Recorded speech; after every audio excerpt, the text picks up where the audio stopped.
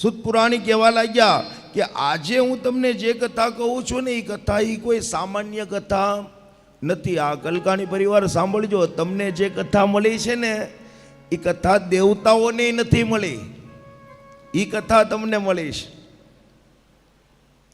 જ્યારે ગંગાના કિનારે રાજા પરીક્ષિત જઈને બેસી ગયા, એને શ્રાપ લાગ્યો કે ઇતિ લંઘિત મર્યાદ તક્ષકમ સપ્તમે અની, 7 દિનમાં તક્ષક નાગ આવશે, કરડશે ને રાજા તારું મૃત્યુ થશે. અને રાજા પરીક્ષિત ગંગાના કિનારે આવીને બેસી ગયા. અને ત્યાં શુકદેવજી રાજા પરીક્ષિતને કથા સંભળાવવા આવ્યા. અને નક્કી થયું કે 7 દિવસ સુધીની કથા એ શુકદેવજી મહારાજ રાજા પરીક્ષિતને સંભળાવશે.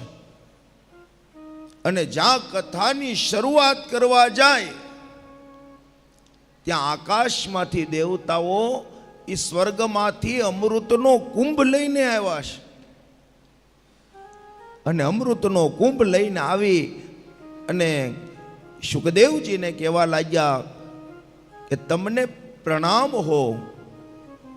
પેલા તો શુકદેવજીને પ્રણામ કર્યા ને, એ પ્રણામમાંથી સ્વાર્થની દુર્ગંધ આવતી હતી. ઘણા બહુ નમે ને તો આપણે પાછું એમાં બહુ વહી નહીં જવાનું. હા, નમન નમન મેં ફેર હે બહુત નમે નાદાન. જ્યારે માણસ બહુ વધારે પડતો નમવા મળે ને તો પાછું સમજવાનું કે આના મનમાં કાંઈક સ્વાર્થ હશે તો જ નમતો હોય. એટલે દેવતાઓ એને શુકદેવજીને પ્રણામ કર્યા. શુકદેવજીએ કીધું કે બોલો દેવતાઓ, તમારું આવવાનું પ્રયોજન? બોલે અમને ખબર પડી કે રાજા પરીક્ષિતને શ્રાપ લાગ્યો છે અને 7મા દિવસે એનું મૃત્યુ થશે.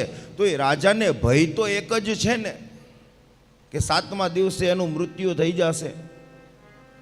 એ રાજાને મૃત્યુનો ભય ન રહે, એ અભય બને, એના માટે અમે આવ્યા છીએ અમૃતનો કુંભ લઈને. શુકદેવજીએ કીધું કે પણ આ અમૃતનો કુંભ લઈને આવવાનું કારણ? બોલે એક જ કારણ, આ સ્વર્ગનું અમૃત એ અમે રાજા પરીક્ષિતને આપીએ અને એના બદલામાં કથાનું અમૃત એ અમને આપી દે. તમે 7 દિવસની કથા અમને સંભળાવો. અને ત્યારે શુકદેવજી કહેવા લાગ્યા કે આ વાતનો જવાબ હું નહીં, પણ આ વાતનો જવાબ તો પરીક્ષિત જ આપે.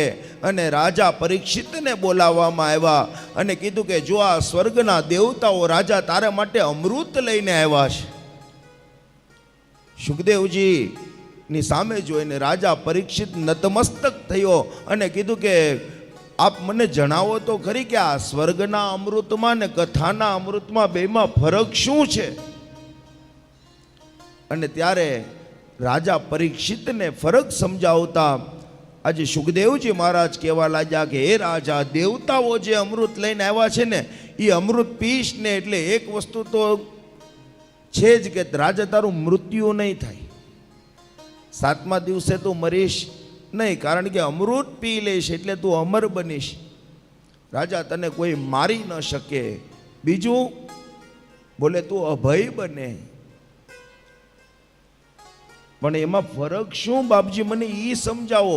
સ્વર્ગના અમૃતમાન કથાના અમૃતમાન. ત્યારે શુકદેવજીએ કીધું કે રાજા આનાથી તું અમર જરૂર થઈશ પણ તને મોક્ષ ન મળે.